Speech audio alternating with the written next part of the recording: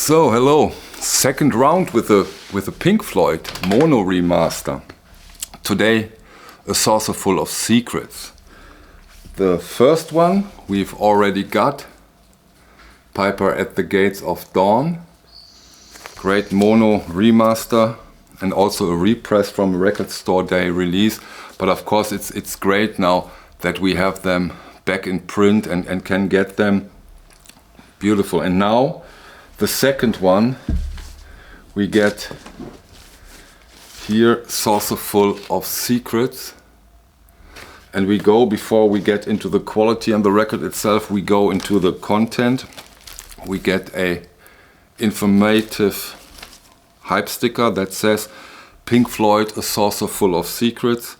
The classic album remastered from the original mono tapes, although I'm sure that it isn't an all analog remaster. We got it on heavyweight 180 gram vinyl, and I can tell you that the vinyl is very nice. Flat, silent, all we can wish for, very good. Remastered from the original mono analog tapes by James Guthrie, Joel Planty and Bernie Grundman in 2019. And Friedrich needs to lay down. Wait, Freddy. Okay. Okay. Excuse me, but that's important. Okay. Remastered from Bernie Grundman in 2019. And when I go through the stack of records I have lying here and that I'm planning on doing videos, the name Bernie Grundman, we will hear him quite often right now. Not bad at all. Okay, that's for the general things we can say about this release. Of course, we get it in this cool jacket with a great artwork, and I think Pink Floyd, with this record, they got their own designer for the jackets, and I think after the Beatles they have been the second band who got the allowance to use their own designer, to have their own designer for the record. Beautiful cover art. It's okay, the jacket is okay, shiny, not that bad. Okay, the original came out in 1968. And one of the members of Pink Floyd was in very bad condition, as you probably all know, Syd Barrett. And they got a second guitar player on board. Initially, I think the first choice has been Jeff Beck, but he was too expensive at the time. And then David Gilmour came on board and was a member of Pink Floyd. Great choices from the look of today. But let me say one thing about Syd Barrett.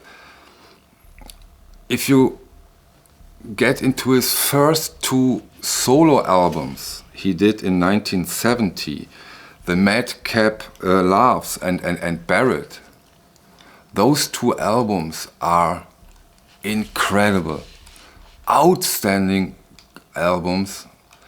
I really do hope that we get some remaster, that they got it a bit back into the public, because those two albums are outstanding albums, and yeah, what a loss,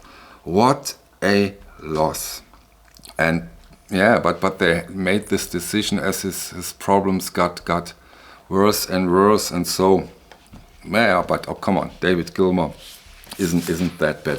Okay, now excuse me. And now back to this mono release. Of course, I have the stereo remaster. They did, I think, around 2016. And if I compare those two releases, in this case, I do like the stereo release a bit more, due to the fact that it's just more open, it's wider, and this mono release, in my opinion, is great, although a bit flat at some points. some points, not all. Otherwise, it's clean, it's punchy, but not in all cases. So that is a little backstep.